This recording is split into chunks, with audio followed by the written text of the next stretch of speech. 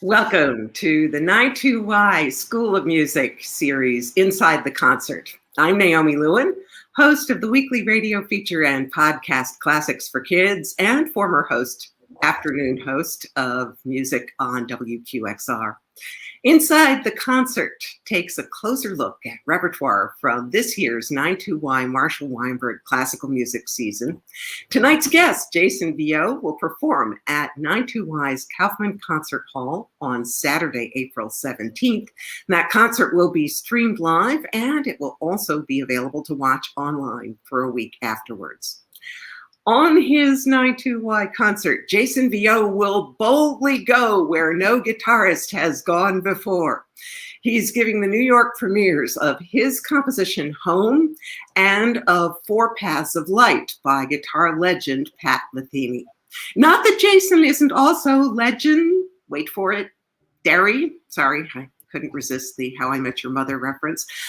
But tonight we're going to talk about the piece Pat Metheny wrote for Jason rather than the one he wrote for himself. Maybe we'll have time for him to say a few words about that one too. Jason will demonstrate bits of Four Paths of Light on his guitar, which you can see he is holding, and he'll also take your questions. So please put anything you'd like to ask into chat, either on your viewing page or the YouTube page. Jason, welcome to Inside the Concert. Thank you, Naomi. It's great to be here. Your album, Play, won the 2015 Grammy Award for Best Classical Instrumental Solo. And this 92Y series mainly deals with what we call classical music, for lack of a better term. But the piece we're talking about this evening, Four Paths of Light, is by Pat Metheny, who has won 20 Grammy Awards in musical fields other than classical. So for classical music fans who might not be familiar with Pat Metheny, could you tell us a bit about him and what drew you to his music? Pat is probably one of the over the last 50 years, probably one of the most influential musicians in jazz. And I would even suggest that really beyond jazz, because he has a lot of influence on classical musicians and composers. People basically, I think his influence is actually more widely felt in terms of composition when going outside of, rock musicians or cite him as an influence, and lots of people across the board. So his music has covered a lot of ground. Avant-garde, he's really, all those records that he's made, over 100 or so over the years, have really hit a lot of things. So what he's doing with this record, Road to the Sun, in which Four Paths of Light, this 20-minute solo guitar piece, is part of that album, the new album that came out on March 5th. This is a piece that he had been kind of hinting at writing for me for many years. We'd come into, we were playing on a mutual series a long time ago, like 15 years ago. Can I just stop you there, because we're going to get all of that, but I really want sort of a little background at this point on who is Pat Metheny and what is his style. And you are a classical guitarist, so why are you attracted to somebody who is not a classical guitarist? Oh, and you can demonstrate some of his. I've very rarely been attracted to things regarding classical guitar as a musician in general, as someone, of course, loving music and interested in music. Yeah, I mean, as I say, it's kind of hard to describe him in terms of style, because he's never really fit a kind of traditional description of a jazz musician. I mean, he's one of the great, improvisers, and I acknowledged as such, regardless of instrument. I think the thing with, I guess within jazz, when he started out in the 70s professionally, he was very young, like a teenager, and he played in one of the, really a great band led by Gary Burton, who later, to classical music fans, they might know Gary Burton's name. He was the director of the Berklee School of Music for many years, for about 20, 30 years.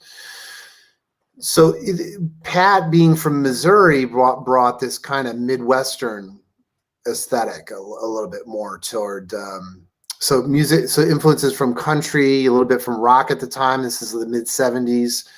And with his own band, once he established his own band in 78, this group became very, not only influential later on, but at the time very popular. Like they were playing like arenas. They would have trucks like that carry their equipment like a rock band would, which is really very rare even then for a jazz group.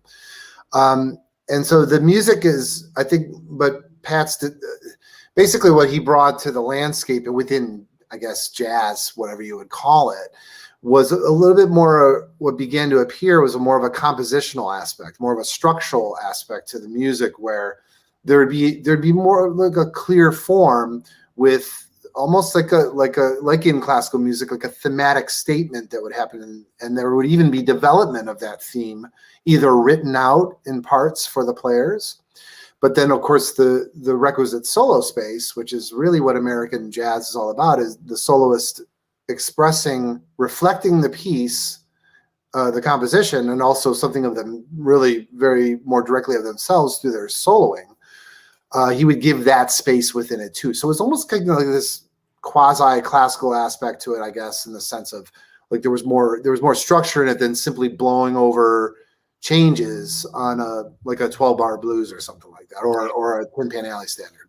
Now, I understand you memorized some of his guitar licks. Could you give us a little flavor of Pat Metheny guitar?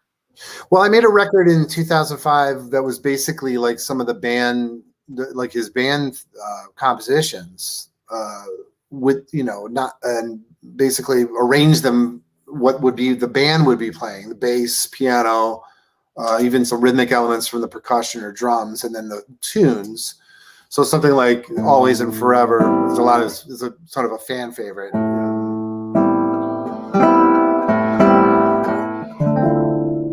This is just an intro. It's a little intro vamp, and then the tune.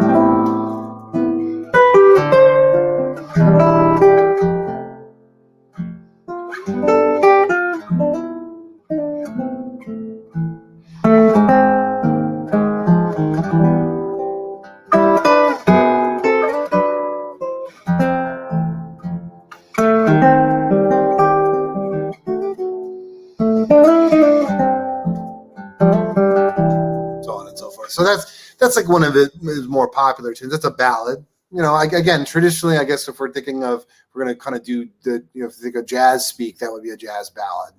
And that's one of, but again, the melodic aspect of his music is something that really reached across genres because he has a lot of fans. And I think one of his great gifts is melody. So you spent years being a Pat Metheny fan. How did you finally meet him? Yeah. Oh, yeah. That's what I guess I had sort of started down that road a little bit ago. We were playing on a mutual series. I was playing with Shanghai String Quartet. We were just doing a collaborative one-off for University of Richmond. And then we were at dinner with the presenter and Kathy, and she had said like, oh, well, we were just all, chatting and talking about our jobs and everything. And so my job is great because, I have this really great budget so I can bring in people like Pat Metheny. And I was like, huh? Like, what? Wait, did you say like one more time in my good ear, you're bringing in Pat Metheny? Like, I knew the series, of course, but I played a solo recital on it, as well. She's like, yeah, I'm bringing in their trio and with Christian McBride and Antonio Sanchez as drummer. I was like, oh man. I mean, being a fan, I knew about the trio, right? And I was like, oh wow, that's. She's like, so I told him like, we have in the can, we're about to release it. I would love to get his blessing. She's like, well, if you can get here, I'll introduce you to him. So I drove from Cleveland to Richmond about 6 months later, and she introduced me to, it was me and an NPR reporter. We were the only ones like allowed backstage after the gig. And, and I brought a couple CDs with me, and I told, because the thing here was, my thinking was Images of Metheny, my record, which is kind of, like basically a music entirely of his compositions. I had known, again, being a fan, that he was not a huge he wasn't all that keen on tribute records or things that like played his music. So I thought if he didn't like it, we would shelve it. You know, I'd ask my label to just not release it. But he loved it. We could send him the first band. He said, "Oh yeah, no, go ahead and send that." And I gave him a couple of my CDs, and he's like, "Oh, I can't wait to listen to these." And I was like, "Oh, he says that to all the girls, you know." Yeah. But yeah, that's how he met. I was going to say, not many of us have had one of our idols become one of our fans. How surreal was that when he turned into a fan? For me, I mean, for me as a kid growing up listening to rock and roll and jazz and that kind of thing, and studying classical music as a 7, you know, when I started at 7 or 8, like through the classical repertoire, through 19th century repertoire, you know, alongside of that, listening to all these records, it was like Jimmy Page or Paul McCartney becoming a fan. Really. I mean, it really was. It was like at the moment I was about to meet him, I felt my hands were like cold. Like I had gotten nervous, which I'm not usually starstruck or anything like that by the celebrities or anything like that. But I was really, you know, it was awesome. Meeting him was awesome, but he immediately, that went away as soon as you start talking with him. I mean, he's very, you know, disarming and very down to earth, and you know, and again, it was kind of like he liked he liked the CDs, and he loved the first master we put together of that record of his stuff. That was kind of it. At that point, we kept in touch, and he would let me know when he was playing in the Cleveland area where I'm based, and I would, you know, and he would tell me, you know, if I was in New York, I would tell him and he would go to all these things. And he went to the 92Y solo recital that I did in 2008. And then when I played on the 92Y series with Yolanda Condonasis, the harp guitar recital, that was 2014, I think. And he was there at that. I mean, he would go to the shows. So you go to the concerts. So it was great. Be there on the 17th. He knows about it. I just don't know if he's. I hope. Well, I mean, yeah. If he goes, it'd be great. I'll be like, "Oh, hey, Pat, how's it going? Did you like the piece? All right. Did you like the performance?" Yeah. Why did he decide to write a piece for you? How did that come about? He had said, like, I don't know, 10 years ago. He said, like, it's, you know, just he would write me or I would write him, again, letting each other know when we're in the vicinity or something like that. And he would say, yeah, he's like, you know, sometimes I'd like to write a piece, you know, write a solo piece for you, you know, just something short, like a 5-minute thing. It might show up in the mail. You know, he would just say just stuff like that, you know, and I go, yeah, well, wow, that would be incredible. But you don't really think it's necessarily going to happen. My piece came about through the Los Angeles Guitar Quartet piece, which is on that record, and it's kind of that's the title of the record. That's in the center of the album, Road to the Sun. And when they commissioned that from him, then he wrote me when that was in process. Then he wrote me. He's like, I got it. That this is going to be a record, and I'm going to write your piece. And then it was really going to happen then. That's cool. Did he consult you at all while he was working on it? I was kind of like, Bill Canageiser of the LA Quartet and Pat were, and then I was just kind of CC'd on things with there. I didn't really get involved very much with the quartet. No. I mean the piece Four Paths of Light. Four Paths of Light was questions. Did he? Yeah. Did it just show up like sprung from the head of Zeus? It was in your.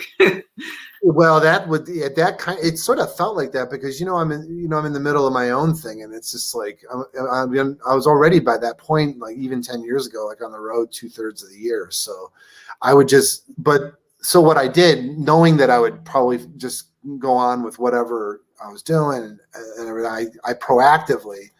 And I have 2 young kids and stuff. So already by that point they were babies. And so I was proactively, I sent him examples of his stuff that I really would have liked. You never want to tell a composer like, oh, I really dig this thing, so do that. You don't want to tell someone to do something they've done before, and Pat really never rests on his laurels anyway. So it was like, well, these kind of things, I wanted something a little edgier actually for somewhere in the piece.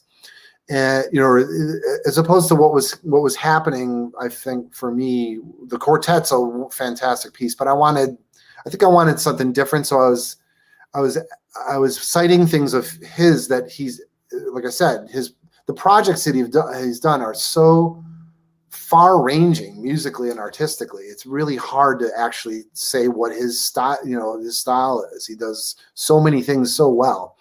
So I'd cite these things, and then I also did bring sonatas to him. I wanted, just because at that point he did decide he wanted it to be a long form piece, like a structured thing, either a suite or some kind of thing with a form. So I sent him sonatas by Gina Stera and Leo Brouwer. I sent him recordings of the Nocturnal by Benjamin Britten and things like that. That a little bit more of like things that I like that are more dissonant.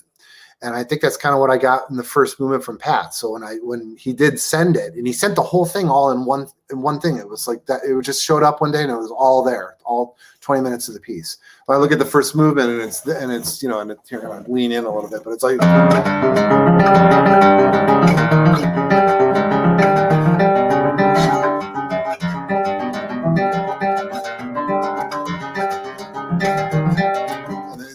I'm looking and I'm going to the next page, and I'm like, oh, this is like relentless.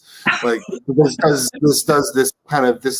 like this kind of assault for 4 minutes. And I'm like, which is kind of up my street because I like punk and metal and all, and a lot of dissonant, and Edgar Varese and I listen to, gobs and gobs of avant-garde and, dissonant music in college from the classical side of things, So I was very happy about that first movement. It's hard to practice though. It's super, super hard. Oh man, I was just, before we get to the actual piece itself, I was going to ask whether you think Four Paths of Light breaks any new compositional ground for Pat Metheny. I think it's definitely showing a new facet for him. And again, I can't remember really specific things because we would just write each other over the last, we mainly just talked about like our families and stuff. And as I was just starting my family, in that sense, I got married in 2013 and then Gabriel came along in 2014. That was really most of the kind of stuff we talked about. But like, as far as like the as showing a new thing, it just came about, I don't know. It just, I think he had said in a couple emails, like I said, I can't remember anything very specific because this is going over a long period of time, but he kind of hinted at the thing that he'd like to try his hand at, writing something that was, it's all the same to me, honestly. That's why I have trouble describing it. You're on stage and you're presenting it to an audience. So I don't really I've never really, made a big distinction between classical or jazz or rock or anything in that sense. But like I think he did sort of, there were some things where he'd like to present something in that venue or in that arena, if you will. Mm-hmm. Or that he was thinking of doing something like that. And I think that was even before the quartet record, the Los Angeles guitar quartet piece. And he's done film scores and he's done, things with orchestra and that kind of thing. So I think, I don't know, I just assumed eventually he was going to get around to doing something like that for somebody, It was just sort of, to me, it was like knowing his music. It was just kind of a matter of time. It just seemed like an inevitability to me. Well, the gestational period was years then. You said 2013 or? Yeah, he's had a 50-year career as a professional. I think, but back in the 80s already, there was already this strain in the music that had to be categorized as jazz. But this actual piece from when he said, I'm going to write you something. This might be. Yeah, that was, he said something like that 10 years ago. It was, I didn't, I don't know if he's going to write a tune, like a 3-minute tune or what, I was thrilled when he said, no, I've got it. This is going to be a record and I'm going to write something long for you. I was like, Right. Wow. Fantastic. You know, The title, Four Paths of Light, is there any kind of program to the music? Are the four paths literal or technical or just four paths? I don't know. You'd have to ask Pat that. I don't know. You I didn't don't, ask him? huh? You didn't ask him? No, I'm too busy practicing it. It's really hard.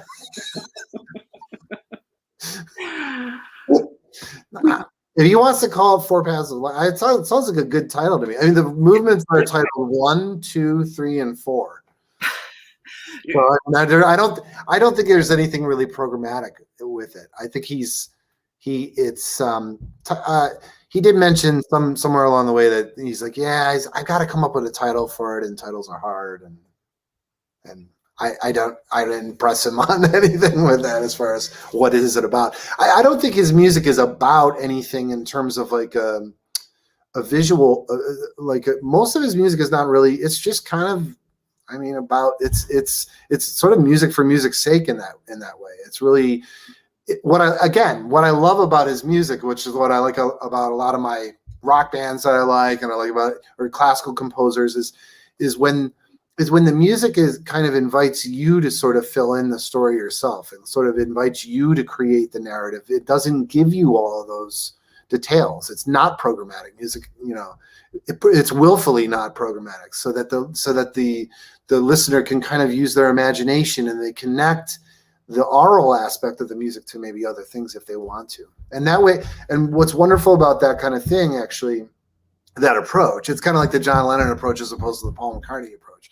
That when your lyrics are kind of gobbledygook, then or a little bit more mysterious or non-specific, it allows the listener actually to kind of it belongs to them a little bit more in that sense. Like then the composer's not telling them every little bit, and I think I think Pat kind of is in that camp, if you will. Well, I was going to start with this piece talking about the third movement, but since you already started to play some of the first movement, we'll start with the first movement. Sure. And I was lucky enough to get to read the notes that he wrote about this piece, and he wrote that you really understand the guitar's full range, loud to soft. That's what he said about the first movement, and that he wanted to start with something aggressive. Oh yeah, yeah. Can you demonstrate? You already showed us the aggressivity, but also the loud, soft. Well, he wanted all these kind of things. Well, I was playing it probably the way I'm going to play it, we're going to try to play it live, because what he was having me do in the studio was so violent. Like he really wanted stuff like this in the studio, so that it would come through it would sort of get past the mics, if you will. So he kind of wanted a lot of like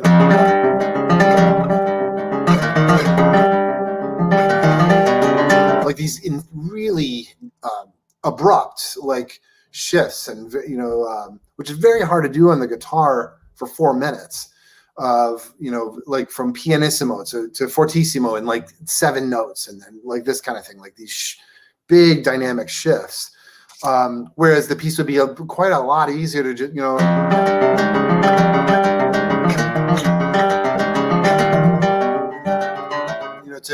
to more phrase it. So it's more of a jagged type of phrasing, much like you would see in something like Elliott Carter or Mario Davidovsky or Milton Babbitt, where the phrasing is more almost like linear shapes. Like, I want to do this, and I want to start at pianissimo, go up here, in this amount of notes, 7 notes. So I had learned it. I had about 2 or 3 months to learn it, and then when I got in the studio, it was a lot of this direction from Pat in the control room, and I was in the studio. We did it in Manhattan, right around the corner from the Intercontinental Hotel, around that area. And it was a lot of stuff where I would get 2 or 3 good takes of a phrase. Let's say we'll call it a 4-measure phrase in music. And he'd go, okay, good, great. We got that. Now do the same 4-bar phrase. And then he would sort of dictate another shape. He said, come in at flat at mezzo forte, and then dive down at note, on the 3rd bar, and come down to nothing. Or, just stuff like that. It would be so he was collecting all of these possibilities for each phrase, and so we used all 28 hours of the studio time for this 20-minute piece over a course of 3 days. And my hands were like completely lost at the end of each day. At the end of each day, I was like, they were like 8 or 9 hours a day or whatever it was.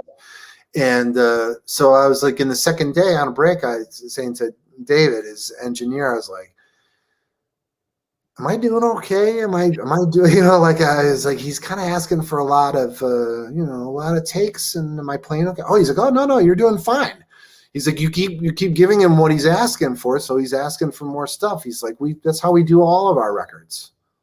Okay. I was like, yeah. He's like, yeah, you're giving him lots of stuff to play with. Like what we'll do is, he's like, we'll sit here for a few days and we'll just go through all the bits and pieces. Like, I mean, we're talking about hours and hours of tape. That would drive me crazy.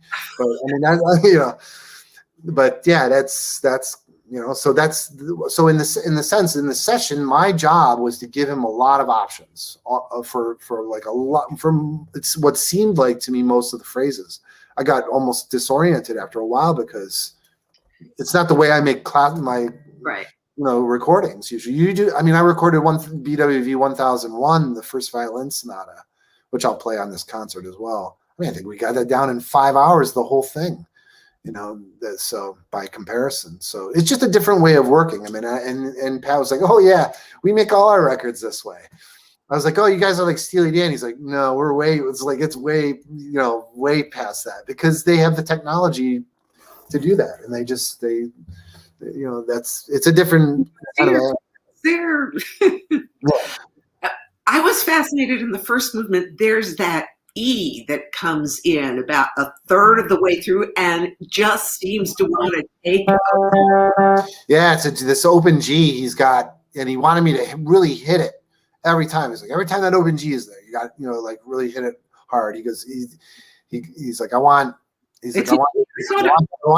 to be really angry. I want it to be like kind of like very aggressive, very angry, almost pissed off, like this kind of thing. So that when it gets to the sort of the soft, the subdivision of the pulse is relentless. It doesn't stop. There's no breaks in it. There's no breaths or anything like that. It's very, in that sense, it takes a lot from modernism in that, in that way.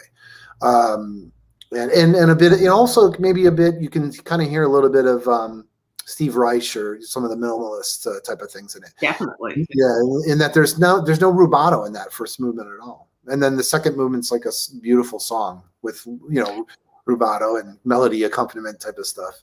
Yeah, his notes for the second movement say that you are good at playing in the adagio style, as he put it, with a melody that's singing above accompanying left-hand piano writing. Can you demonstrate the melody and the accompaniment, and then tell us how tricky it is to make melody sing above accompaniment using just one hand? Because of course, on a piano you've got both hands, but on the guitar you're doing it all with one. Well, we are doing it with both hands, but the thing on a guitar is more like as opposed to the piano where they're separated. On the guitar, it's like mechanically it's like a grid. So that's why I think often people are very fascinated by watching classical guitarists when they're able to delineate melody from accompaniment, because they're like, how is that even? It almost looks like a magic trick to people, because they're seeing something up high and then the hands down low, but the notes higher, and vice versa, and everything in between. So for what he means by this with this piece is, it's really like a choro to me, like.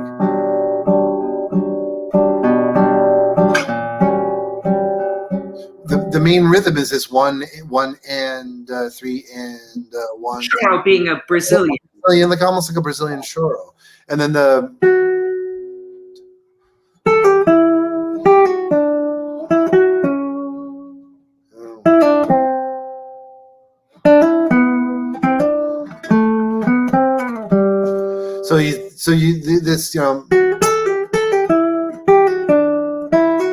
it's a lot of iterations. The melody is basically a 3-note. I can play it on one string, right? And then you might invert 2 of the notes like that. So you invert. So it's different iterations of a 3-note cell. then when you put that with the choro, it's, let me see. Where do I?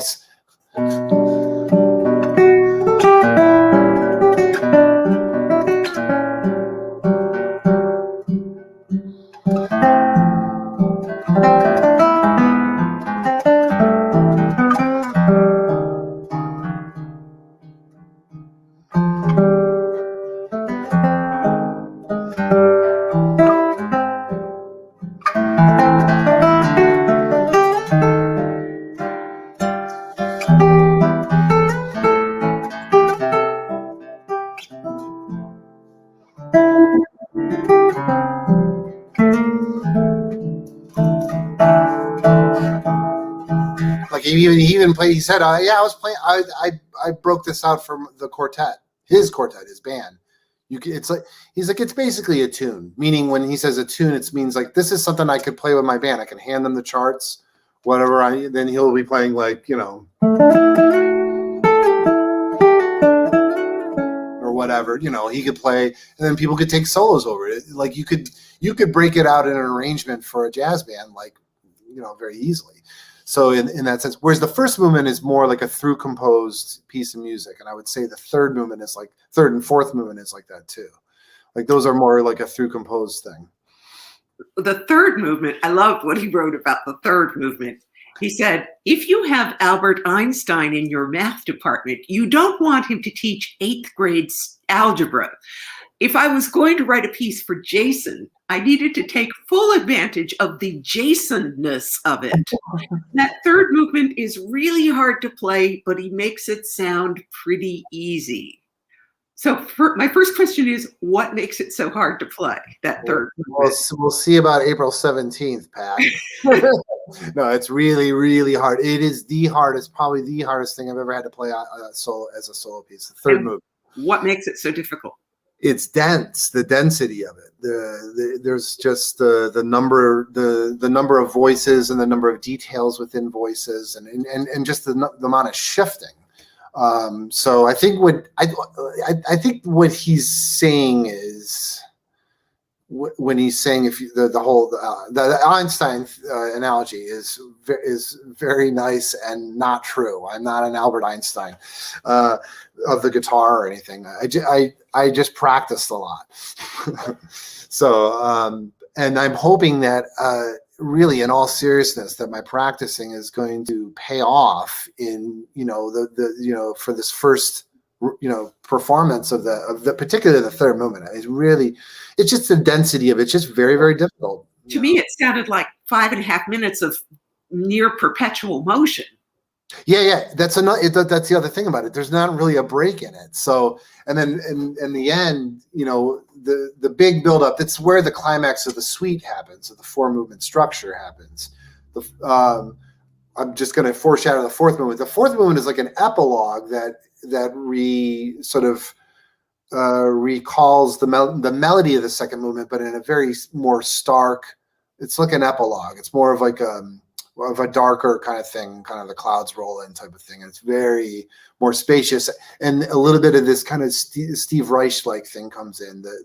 This kind of Some reviewers refer to that as like a tremolo, but to me it doesn't sound like anything having to do with a Spanish tremolo at all. It sounds much more like something like a sort of a minimalist texture, but with the melody underneath. The third movement is where basically the climax of the piece happens. So you have the thematic material, the melodic material, basically flying around in every possible harmonic direction that it can go in. But what that means is that for the guitarist, since it's in a classical guitar, since it's in all these, in every key, is that your hand, it's a lot of bar chords, what we call like, where you have to use your first finger as a kind of a capo, and stuff like that. There's these insane jumps. Like I have to be really warmed up. I'm in my basement right now, so it's really cold. But it's like,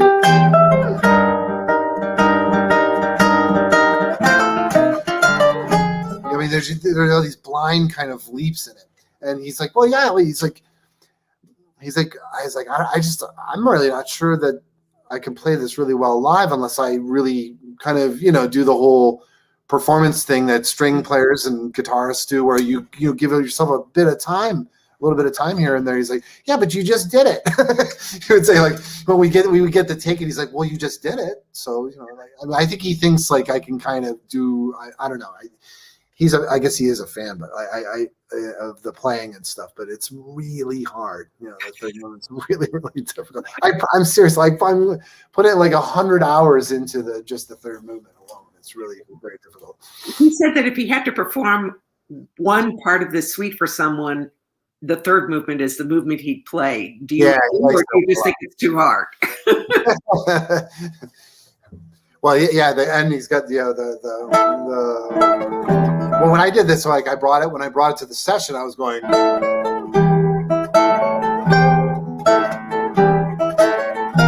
right? I was going down here because it's only about 3 frets down. If you on the guitar, see, that's the grid part of the guitar. If you go down a string,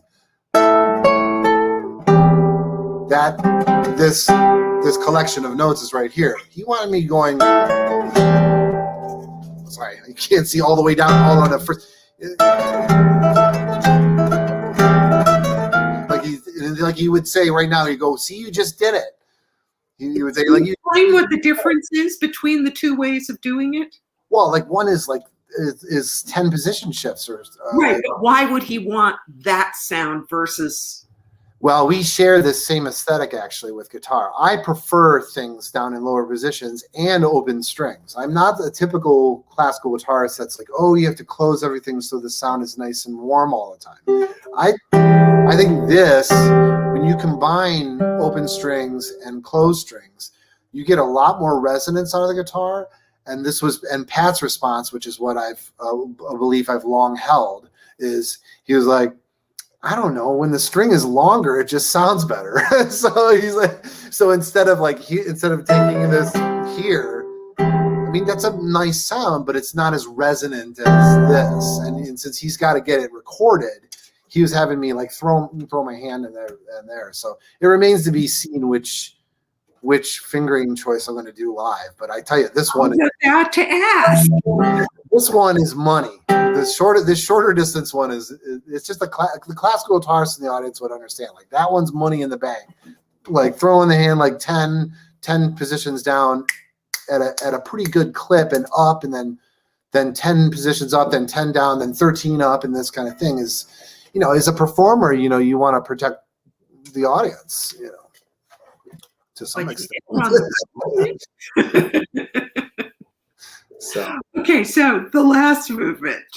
Yeah. Yeah, he said you are spectacularly skilled at the guitar technique where notes are sustained over moving lower notes. And now you said it doesn't sound Spanish, but I have to say, I have actually just been writing, or I'm in the middle of writing, a bunch of Classics for Kids shows about Spain and Latin American composers. So my head has really been in guitar music for the past few weeks.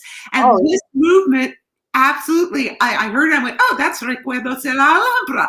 That's, right.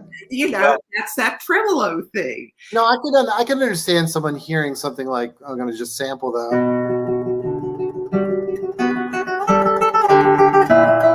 Or whatever it is here. I should include my right hand here so you can see what I'm doing.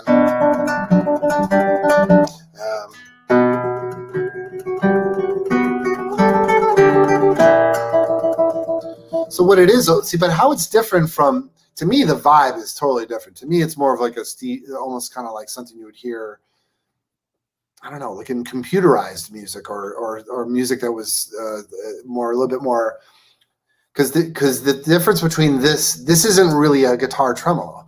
When you hear Recuerdos, like, something like this, the parts where you're actually using your ring finger, middle finger, index finger are 3 notes, and then the bass line plays the empty space. So there's not a continuous, like, in Recuerdos. Sounds like a mandolin, right? right? Like that's kind of the intended effect, is like a continuous boosting, but you're not actually doing that. You're doing 3 melody notes and 1 bass note, and if you do it quickly enough, it does have this kind of impression of like you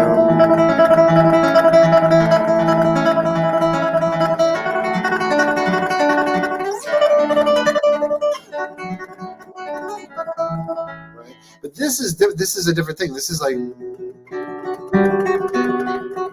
and he wants it slower too. So this thing is almost like a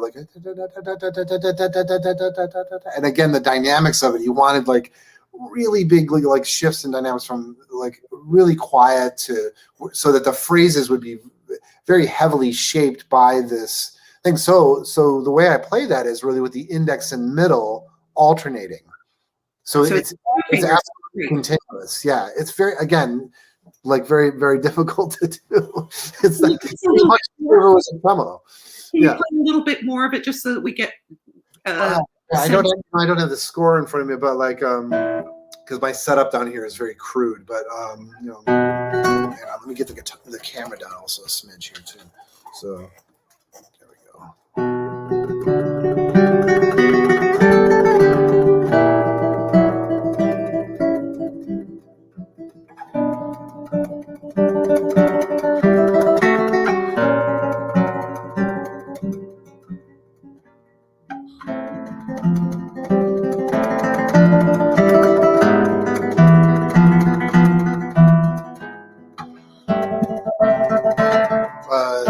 There's an E there. So this is basically in a very stretched out or spread out way in terms of time. This is the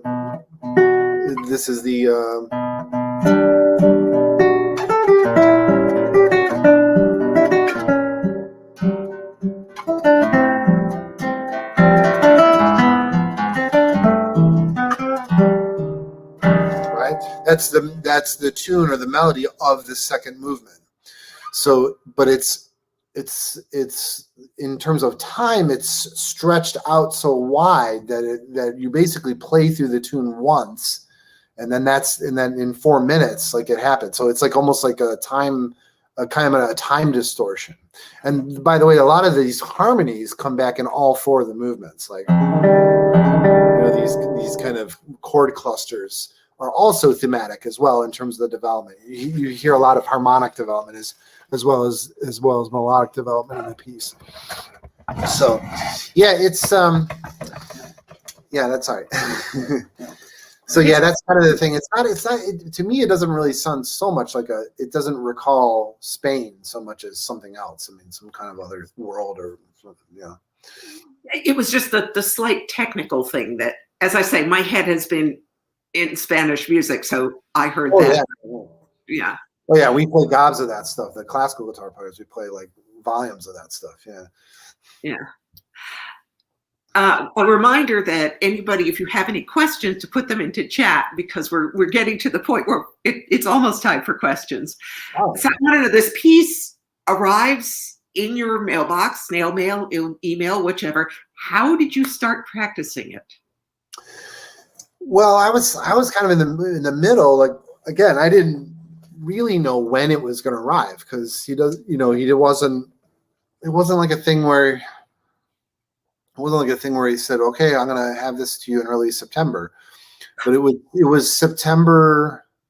I was in a hotel somewhere, and I was playing my concerts and stuff. And I typically play like 7, 8, sometimes 9 hours of repertoire a year, which is why it's hard for me to remember what I was doing in September, because I typically, like, on one weekend I'm doing a solo recital, and then the next weekend I'm playing a concerto. And around that time also, I had just come off of preparing the Leshnoff and that kind of the Jonathan Leshnoff concerto and other world premieres. I do about 2 or 3 years. So I'm in the middle of what, my thing. And then, yeah, just kind of, he's like, here it is. I was like, oh, wow, great. I look at it and unpack it, and you send it by like WeTransfer or something like that. And he said, and I think in the same email, he said, you're doing a residency at Skidmore College in Skidmore, in Saratoga. It's in Saratoga Springs, New York. And I played there many times, and I was doing a residency there. He said, well, my son and I will come to your recital because it's a school that my son is really interested in, looking at. His son was a senior in high school at the time. And so this was like one of the top choices for him. So he went, they came to the concert, and then we went through the piece a little bit. I didn't really have time to start digging into it really even in early November. Because I was just so full on with the slate of other things. I would sort of read a bit of it when I got a chance, right? And then we went through the piece, and then once, also knowing that we were going to go through it a little bit, then I didn't want to waste my time, waste my practice time doing something wrong. So we went through it, and then I had the rest of November, all of December, and then I think most of January. And then in January we had it in the can. I went to New York and recorded it. So that was This was January 2020? I got it in November 2018. Recording was a few months later, the beginning of 2019. Yeah. Uh-huh. Yeah. And you mentioned that you play several new works a year. Why are you so interested in new music? Where did that come from? I'm not really. I just it's just a gig, No, it has all this sort of thing. What I do professionally really has nothing to do with anything other than just playing music. I just enjoy doing it. I don't even really think of it as presenting something to an audience when I'm on stage. I'm playing, and people are listening, and they listen real good, and that's what keeps me going, is the audience listens. I've noticed that from a young age that they listen pretty hard, to what I'm doing. So I got used to that. And I think when I was in my early 20s, when you sense that people are just listening to you in a different way, then you kind of have a responsibility actually to bring things that people are doing now to the public. And because I felt very at home with a lot of modern things, and listened, very regularly to all kinds of music, hours a day. When I was in college, I think I practiced 4 hours a day, and I probably listened to music 3 or 4 hours a day, like into the night, and I'd probably get 4 hours of sleep, and I get up for class and do it all over again, So it was, the playing is like presenting new music, if you will, is more for me kind of like, it's just an extension of my interests. I just really like music. I'm not really interested in anything else. It's been really hard for me actually to, I have to really, make myself get a hobby and, things like that. I'm not really cut out for a lot of things. So your hobby is that you write music yourself. So tell us about the piece that you wrote that is yours, that's on your April 17th concert, also a New York premiere. Yeah. Old Home. You wrote it in 2020. Does that have anything to do with how much time we all spent at home? Maybe. Yeah. My titles are a little bit more direct, I guess, right? So far. This is really, for me, like this is a very polite entry into the classical guitar repertoire. There are thousands of pieces every year written for the classical guitar.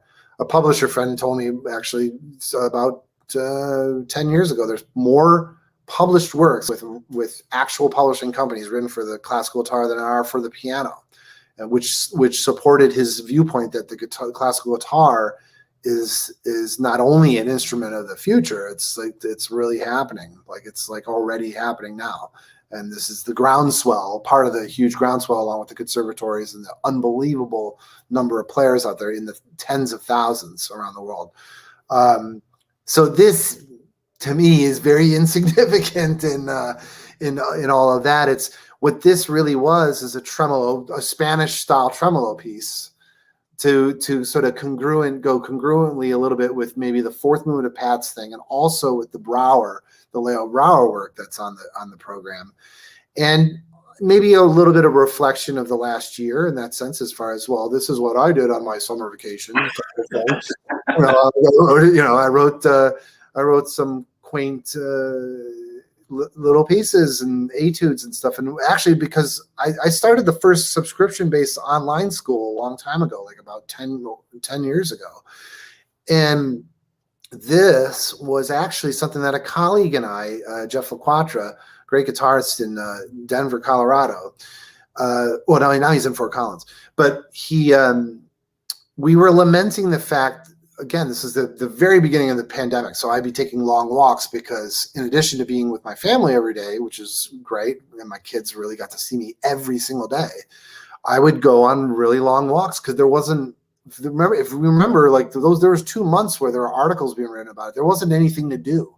If you were a performing musician and you're an animal, like basically like me, the last 25 years, like I didn't know anything else other than just looking forward to the next weekend and whatever we're doing or whatever. And your whole life revolves around touring and year after year, your professional life.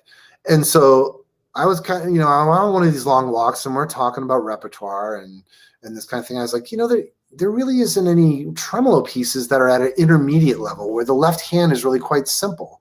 Because recuerdos, for example, that you mentioned it, the left hand of that is really quite difficult, for your intermediate student or your entry level conservatory student, because it's got like little ornaments and stuff like this, and you have to teach them more about. As a teacher, I found myself having to teach more of them about the left hand actually than the glittery right hand that everybody talks about in these pieces, the tremolo. So the left hand is much harder once you've established a tremolo. The majority of the work actually for advanced players is really getting that left hand to where it's very, very precise. And so I was like, there's no pieces like out there that really just have a simple left hand, but actually still sound like a concert piece and not like a study, not like an exercise, right? So he's like, well, maybe you'll write one. And not even really knowing, like I was just tinkering around with writing and stuff. And I was like, you know what? Yeah, you know what? I will write one. I will write a tremolo piece. And then I did. And then I called it home because I was home every day. So can we hear a little of it? Oh, because it's got a really weird tuning. Yeah, it's got like a G, a drop G, and a drop. Oh, okay. Yeah, it's very lovely, and I think anybody who goes to the concert will think, oh, what a nice melody that is. What a nice piece. It's a very nice, harmless piece of music. When did you get to start playing gigs again? How many gigs have you had since last? It was a long time at the beginning. It was nothing. And then my colleague at Cleveland Institute of Music and I put together a shared recital. Colin Davin, great guitarist. He and I teach at Cleveland Institute of Music, which is where I'm based. And we put together a recital for the local area festival here, and that kind of got my chops in shape again after 3 months away, which was good. And then there was another one 2 months later, which is like an eternity for me. I'm very spoiled with that whole thing of playing all the time, constantly playing and constantly practicing. So then that was a reschedule, but it had to be virtual. So that was my first experience with the reschedule that had to this time be done virtual. We did that in my house, which has no capability whatsoever. I didn't know anything about the technology. So Colin Davin helped me with that. He filmed that with I think we had 2 iPhones and a regular camera or something like that. This is the beginning. This is kind of all the early days of that time, the pandemic. And then things started to kind of trickle in. Like I got a Fort Worth Symphony engagement playing four dates of, 4 performances of Concierto de Aranjuez, the famous Rodrigo concerto. Which must be every guitarist's bread and butter. Yeah, yes. And also deceptively, again, a piece that sounds easy on the ears and the outer movements, but is, really very difficult. That's not a piece that everybody can, just pick up and play. It's really hard. But that was great, again, also to play Aranjuez, which I played over 200 times, in my career. It's really, It was great to do that. And, then from there it started there was a lot of the virtual thing though. I mean, it was most of it was kind of like me calling Colin and going, Colin, can I use your house again? Because like with the two small kids, it's a lot of mishigas because you gotta schedule either somebody, my wife had to go back to work as a nurse and stuff like that. So the schedules and stuff it was insane. So thank God for Colin Davin. He's not only one of the best guitarists in the world, he's a great guy and really knows his stuff with the camera things, which I knew nothing about. So people say you play with soul. What does that mean to you? And would you maybe compare it to the flamenco equivalent of duende? Well, some people have said the duende thing with me too.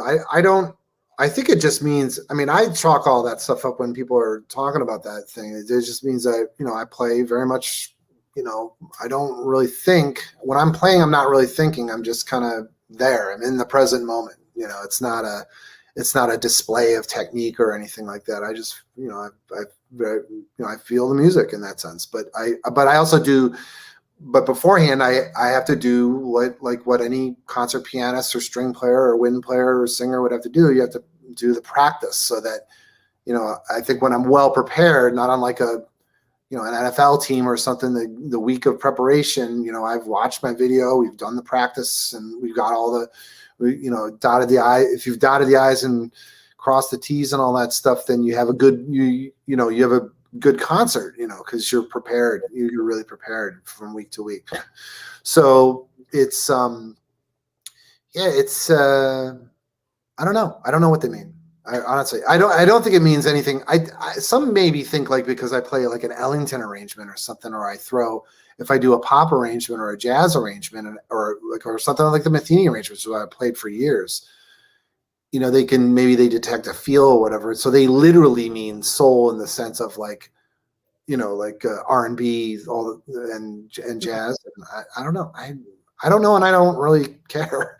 Actually, it doesn't really mean all that much to me. I just know. I know my job the next, like this, 10 days from now is to play a good concert and to be really very much there as much as possible. So that's what I hope to do.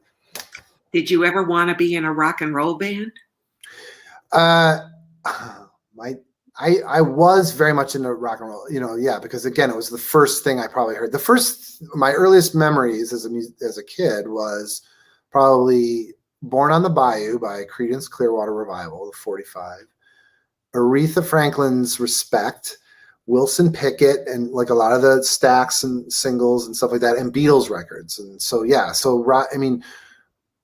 and then also I'm in my 40s. So when I was 10, 11, 12 years old, like the biggest bands in the world were the Police and Van Halen. And Eddie Van Halen was kind of like, this guy that seemed to come from outer space. So I really, the allure of the electric guitar as reflected almost by like Eddie and that guy. Now talk about something that plays felt with a lot of soul. I mean, he had a great feel, great soulful vibe and feel. I think, I mean, we were all sort of fascinated by that. It's like, as kids that played guitar, that's the fascinating division in a way between classical guitar playing and that. They're very, very separate. They're not at all alike in terms of their technical thing. It's about as different from playing a harp, really the electric guitar almost. I did, and my dad actually said, I'll buy if you stick with this classical guitar thing, because he loved it. My dad really, like my parents really liked the music. They liked it. I think my mother liked the idea of it because it was a nice, it was a nice thing to do. It was a nice cultivated, cultured thing to do, And then my dad just loves. My dad's like me. My dad's just this full-on music addict. Like just loves music. So he liked the music, and actually Fernando Sorin, Mauro Giuliani, and all the Spanish stuff that turned him on. He stopped listening to all his jazz records after that. He became a full-on classical music lover and knew all about it. If you listen to the radio station. So he goes, you stick with this classical guitar stuff and I'll buy you an electric guitar for your 16th birthday, right? Your sweet 16th birthday. Cause I was teaching my friends at school, like how to play like an Ozzy Osbourne intro or something like that, or an Eddie Van Halen thing. Like when I was 12 or 13, like in middle school, like I had friends that would get their electric guitar. Like, I don't know, like they're like, you could play that? I would play these things. I was like, I didn't know what they were talking. I didn't understand. I was like, well, yeah. That was the realization that I could pick these things off by ear and not everybody could do that. That wasn't like a regular thing. I was like, what do you mean? It's just, like it would be some kind of acoustic guitar intro. It was just this. I'm like, they're like, so I have to come over to their house and teach them this stuff and write it down. They couldn't read music, so then I had to learn how to write tab, which I hate to this day. And so they would have electric guitars, and I was like, oh my God, when you first plug in like this through an amplifier, like it's an unbelievable sound. So yeah, but I never did. When I was 16, I was like, nope, I'm good. I really didn't. I had no interest. I mean, by that time, I put 8 years into classical guitar. I played recitals all, around Buffalo and Rochester and in couple of the South towns. And I was on the radio. I was on the Rochester classical radio station and the Buffalo one several times. I had already sort of, I think, and again, this probably sounds crazy to some of your listeners that are like violinists or pianists, but there really is this sort of dichotomy sometimes between a classical guitarist and like other forms of guitar. And we definitely feel that as kids. I mean, you definitely are aware of it. By the time I was 16, man, I was all in on like classical guitar. I mean, it was kind of like an identity for me as a teenager. It was really, it was sort of my thing at that point. If you can kind of remember what your 16-year-old brain is, it was like, that's what it was like for me. I was like, no, that's my thing. I was like a snob. I was like, Eddie Van Halen. I was like, that stuff's not hard to play, even though it is. I didn't know. Well, we're all going to reap the benefit of your 16-year-old self. The 16-year-old brain. on April 17th, a week from Saturday at 7:30 p.m. Eastern, Jason Vieaux will perform live at 92Y. That concert will be available online through the 24th. There is a link to get tickets halfway down the page where you are viewing this event. And in addition to Bach, Brouwer, Scarlatti, and Vieaux, Jason's concert will include the New York premiere of Pat Metheny's 4 Paths of Light, which Jason also performs on the new recording Road to the Sun. Jason Vieaux, thank you so much for being on Inside the Concert from 92Y School of Music. Wow. Coming up this month on Inside the Concert, my guest on April 22nd will be the flutist Brandon Patrick George. And on April 29th, it's clarinetist Anthony McGill. Thank you to all of you for being here this evening. Please make a contribution to support the programming at 92Y if you can, and see you on the 22nd. Bye, guys.